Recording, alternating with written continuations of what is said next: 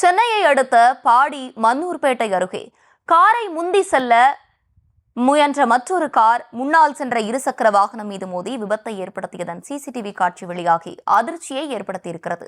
இதுகுறித்து கூடுதல் விவரங்களோடு இணைகிறார் எமது செய்தியாளர் எட்வர்ட். வணக்கம், விரிவான விவரங்கள். வணக்கம் அர்ஷினி. பாடி மன்னூர்பேட்டை அருகே காந்தி காரை முந்தி செல்லும் என்ற மற்றொரு கார் இருசக்கர வாகனத்தின் போது விபத்துக்குள்ளாம் சிசிடிவி வெளியாகி பெரும் பரபரப்பை ஏற்படுத்தியுள்ளது. சென்னை திருவள்ளூர் பிரதான சாலையில் பாடி மன்னூர்பேட்டை அருகே காந்திகுமார் என்பவர் இருசக்கர வாகனத்தில் சென்று கொண்டிருந்தார். இதே சாலையில் மற்றொரு தனியார் காரானது மற்றொரு அருகில் இருந்த மற்றொரு காரை முந்தி செல்ல முயன்ற போது முன்பாக சென்ற காந்திகுமார் இருசக்கர வாகனத்தின் மீது பலமாக மோதியது.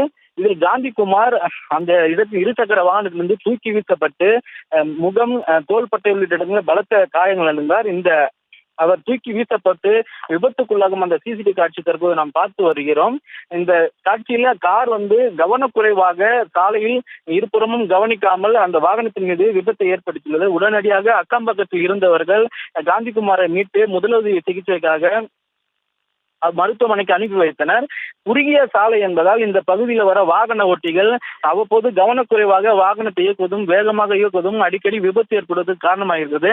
இந்த பகுதியில் போக்குவரத்து காவலர்கள் காவல் பணியில் ஈடுபட வேண்டும் எனவும் சாலை விரிவாக்கும் பணிகளை அரசு மேற்கொண்டு விபத்துகளை தவிர்க்க வேண்டும் எனவும் சாலை போக்குவரத்து பயணிகள் கோரிக்கை விடுத்துள்ளனர். விவரங்களை வழங்கியமைக்கு நன்றி எட்வர்ட்.